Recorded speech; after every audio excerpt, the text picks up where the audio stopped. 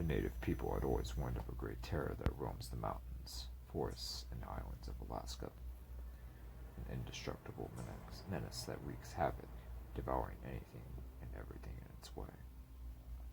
The historians and anthropologists had concluded that the legend had been a metaphor for the winter season. Tribal elders knew better. The Kussa was said to be a monstrosity of hellish proportions, capable of biting a bull moose in half, defeating hordes of braves and warriors without gaining as much as a scratch. Outlandish things like that. The tribes had maintained that the restless spirit of the Kussa had once again been awakened, that anyone would be in danger if they were to trespass into the forbidden zones. The local police had brushed these tales off as ancient folklore and the monstrosity. But this time round, there was a more foreboding, underlying sense of dread to the native people's warnings. Hunters, fishermen, trappers, hikers, mountaineers, campers, adventurers had gone on with life as usual. The occasional animal charge or outdoor accident would come and go as expected, until one day it had gotten out that the game wardens had found something that was troubling. It was the body of a missing hiker who had been missing for the past week. The general public had been kept in the dark about the exact details of what had actually occurred. The wardens and other state officials pegged the incident to a predator encounter gone bad and called it a day. But rumors had been circulating of something that was far more sinister than your average, everyday bear, wolf, or other predator. Something immense, large, unknown, and highly dangerous. Rumor had it that there had been tracks found at the site. Tracks that were measured not in inches, but in feet. The injuries sustained by the hiker were more consistent with something that was far larger than any known land predator. Something more akin to what you would expect to see from a great white shark or a crocodile. Reportedly, the poor soul had been bitten in half right below the rib cage. The head had been severed right at the shoulders. The skull had been reduced to fragments. Monstrous proportions.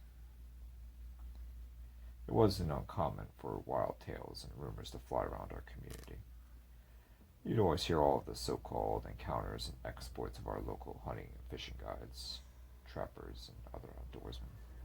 Everything from Sasquatch, Dogman, mountain giants, thunderbirds, giant sturgeon, potential IGFA record king salmon that narrowly escaped. A Popian or Boone and Crockett bull moose that had winded the would-be pursuers and ran off right before the would-be pursuers got in firing range. Marauding polar bears. Hell, I had one old-timer swear up and down to me that he had found a bear rub 15 feet up a tree just north of Denali and took the hair samples. They came back as an unknown or inconclusive by the Fish and Game Office. Everyone's got a story to tell, but this occasion was different. We had animal attacks before, but it seemed like there was something off about this particular incident. I had never seen the police and the game wardens act so uneasy about an animal attack, as though they were trying to hide something from the public.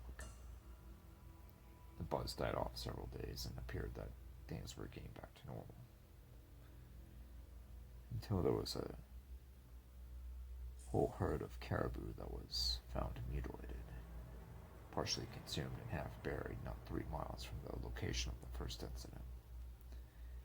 And once more, there was the massive tracks and injuries on the bodies. No one had ever heard of anything like this before. Ever. There's never been such a massive kill-off of game before. The town was in a frenzy. The caribou had been a primary source of sustenance for the community, and now the season's harvest was in question. There had been whispers of the local sheriff's department teaming up with the warden's citizens and state police to try to identify and hunt down the culprit. The authorities have been trying to suppress any efforts of civilians to form posses to go after the beast. It seemed that you needed something in the realm of a 50 caliber PMG or an elephant gun to take this monster out. Though, there are several folks in town who have such hardware. The proportions of the subject are far beyond what you had been priorly seen from any brown bear or polar bear. Hell, you didn't even hear of Sasquatch getting this size. The shape of the tracks were that of a bear, but they're far beyond what had been categorized in the fossil record. The possibility of a beast over 20 feet tall when it stands on its back legs seems beyond anyone's comprehension. Yet, that's what it seemed to be that we were dealing with. A curfew was placed on the area. The beast seemed to do its hunting at night, so everything after 9 p.m. was cut short for the being, specifically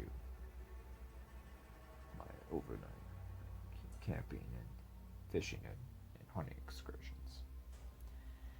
Though sometimes trouble comes your way, and there's nothing you can say or do to stop it. The night started to roll in once again, and I had elected to turn in early to get some rest before I went out scouting for moose for next season.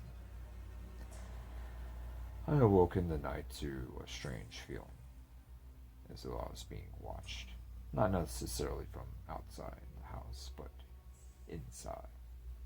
I could hear a faint creaking on my wooden floor, as though something was moving ever so slowly. Cautiously, strategically, the air seemed to have been sucked out of my dwelling. Usually you could hear quite a bit of movement and noise outside. Crickets, bugs, birds, the wind, the occasional critter passing through every now and then. But there was just nothing.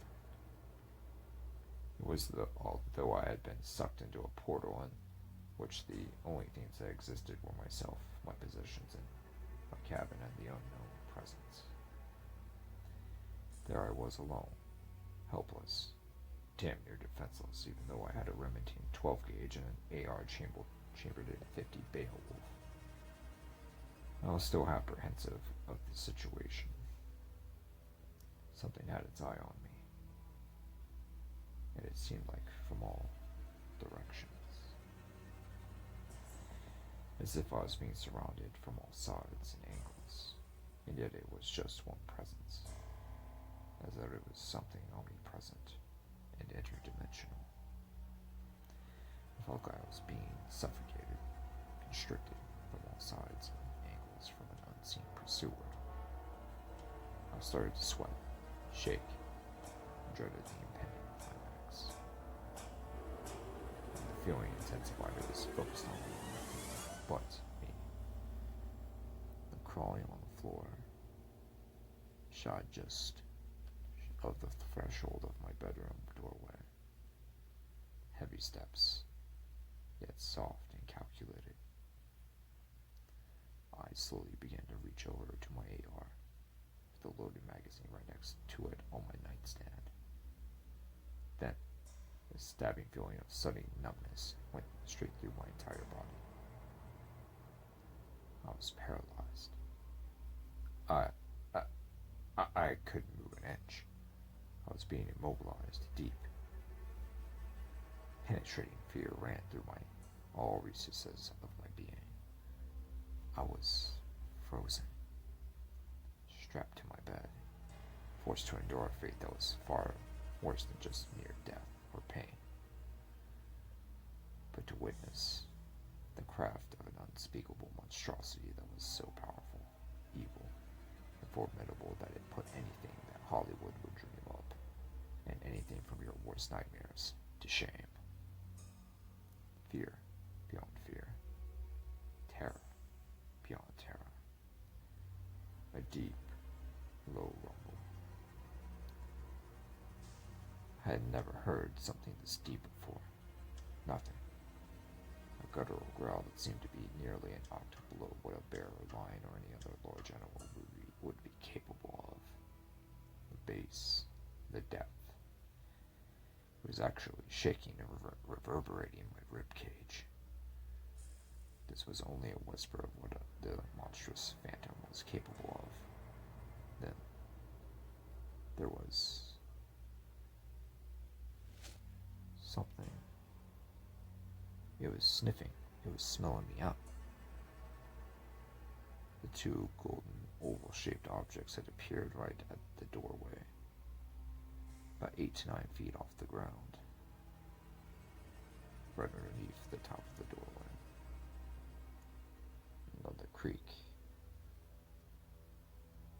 I thought to myself. Then another growl.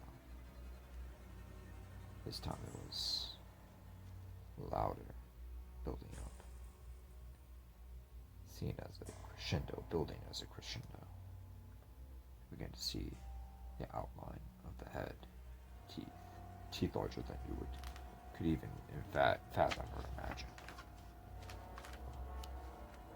The numbness intensifies.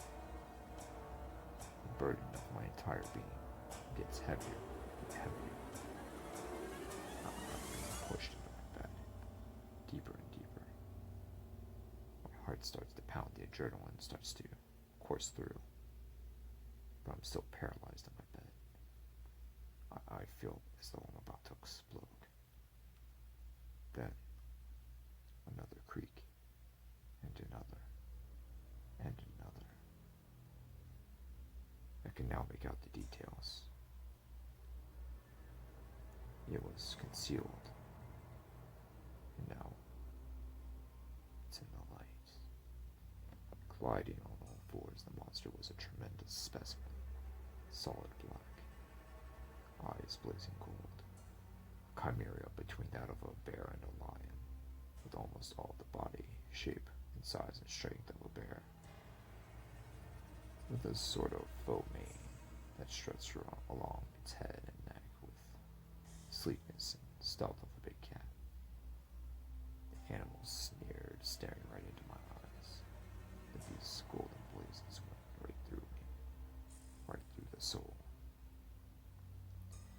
I could feel a tingling sensation going down my back, like a giant nail or claw gently stroking my spine, prepping me for what was coming next. Lightning flashed in the distance, lighting the beast up even more momentarily. The Kussa, I thought to myself. My God, the legends are true. Yes, a voice said in my head. A voice that was not my own. The gigantic head looked down at me and smiled. It was actually smiling at me. It lowered its head, getting a better look at me. It curled its lips to show off its stunning set of teeth, some being over 5 to 6 inches long, specifically the incisors. I could feel the breath on my face, the stench of rotting flesh, the saliva oozing out. My throat tightens, becomes more and more difficult to breathe. My chest starts heaving. My pulse, my heartbeat, I can't tell if it's going fast or slow. I'm losing. I look up. The devil gives me a mischievous grin. This thing is grinning at me. Then I black out. I'm out of body, almost in a dream state, observing. It's snowing in the wintertime. The gentleman in a brown jacket is outside, and suddenly something jerks him down so violently, so suddenly that it doesn't seem to be anything more than a flash. Then an ongoing eruption of blood-curdling screams and yells ensues, struggling, gasping for life. Then the god-awful growl and roar. Then the silence. I suddenly come back to reality, and the demon is no longer over me. back at my doorway, smiling at me, its eyes shifting to a red color. "This is my house," a voice in my head exclaimed. I shook my head. "No. Fuck, it can't be," I thought to myself. "Oh yes, not necessarily a little hole here, but Alaska. The modern-day Garden of Eden. The final frontier. It's mine. All mine." The beast smiled, showing its teeth again. "Not the natives. Not the white man's. Not the Sasquatches. Not the dogman's. Not the sorry little polar bears or brown bears. But mine. All mine." I didn't know what to say. The abomination had me dumbfounded.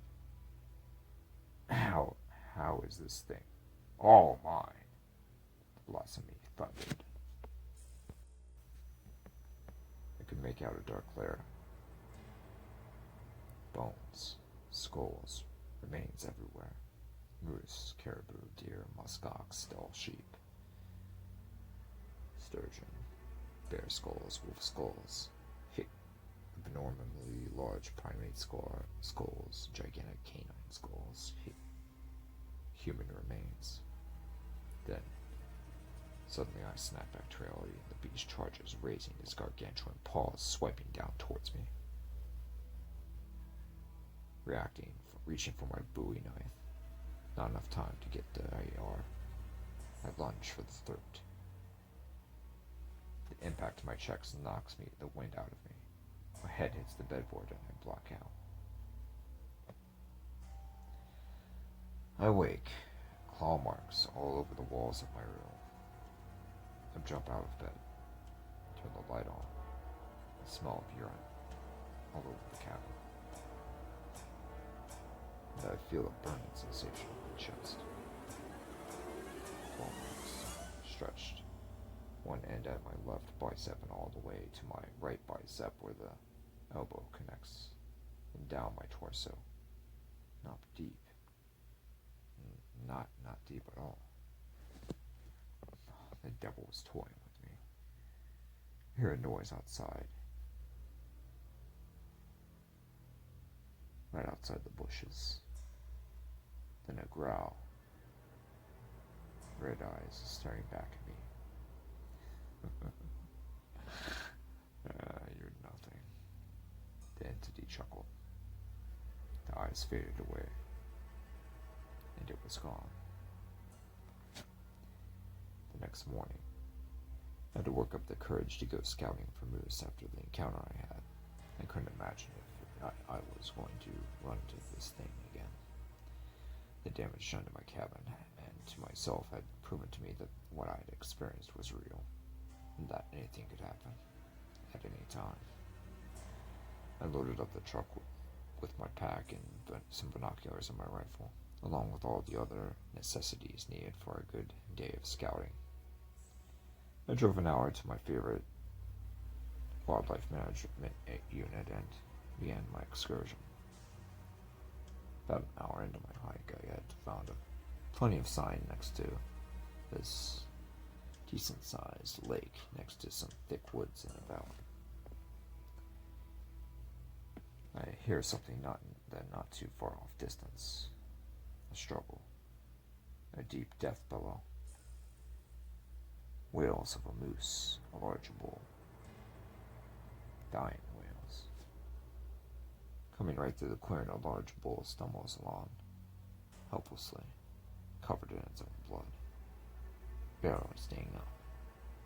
Then the abomination bursts out of the clearing, grasping the bull moose with its paws and biting down into its spine at the midsection. Crunching, breaking, crushing. The bone breaks sounded like lightning cracks, one by one. The moose let out one last long death wail, and then the monstrosity does a feat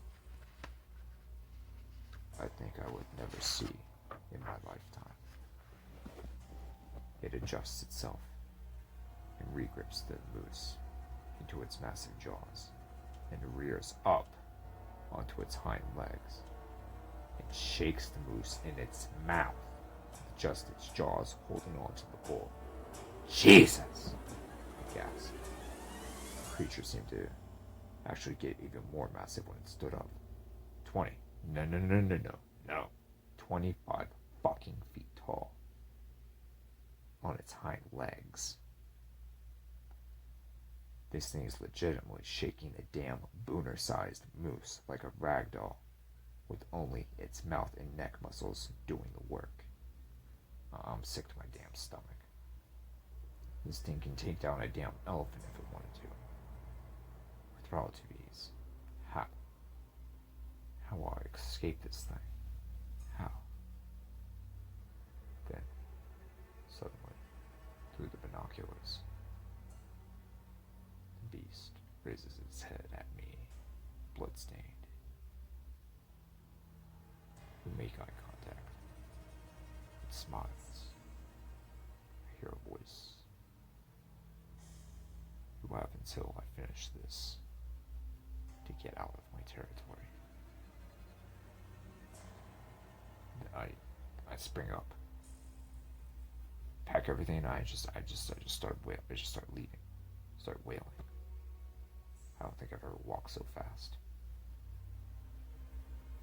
But as time goes by, I realize that I don't know where I am. I don't know where I'm going. The GPS, the compass, the map, everything's. It seems like I'm going around in circles. I don't know what to do. Across a lake, across a stream, up a hill, down a hill. Keep on going by the same place over and over again. This happens for several hours. Then as night closes down, I can feel that the doom is coming. Fuck, he's coming from what the fuck am I gonna do? I keep running and running and running. I say a little prayer under my breath, asking for direction. Then I finally make it to my truck. I turn the key in the ignition.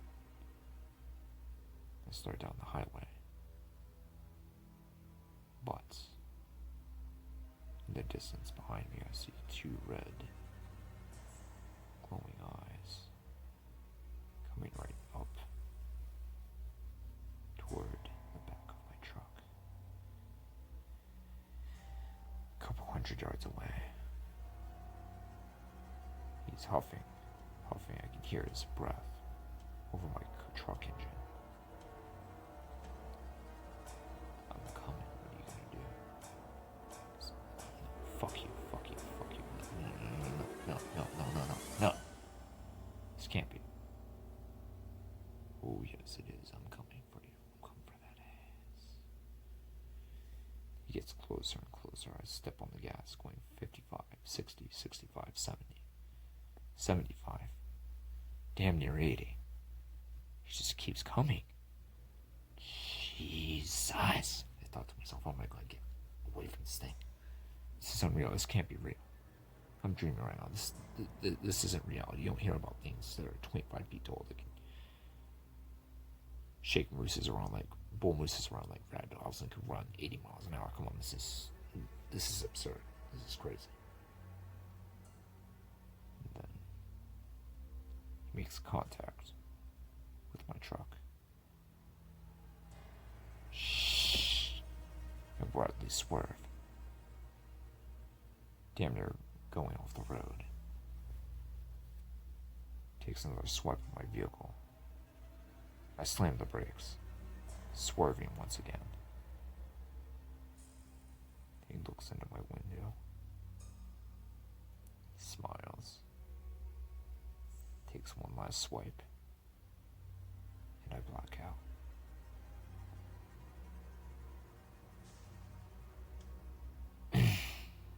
I awake, and I'm in the hospital. The doctor said I was in a car accident and that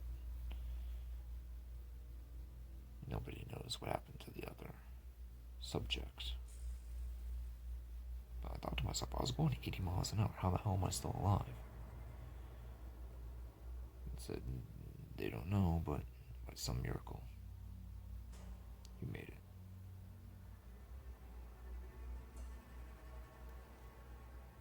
Look at my chest, and the marks are still there. The claw marks are still there. And then I hear a voice in my head yet again. It's mine. It's all mine. It's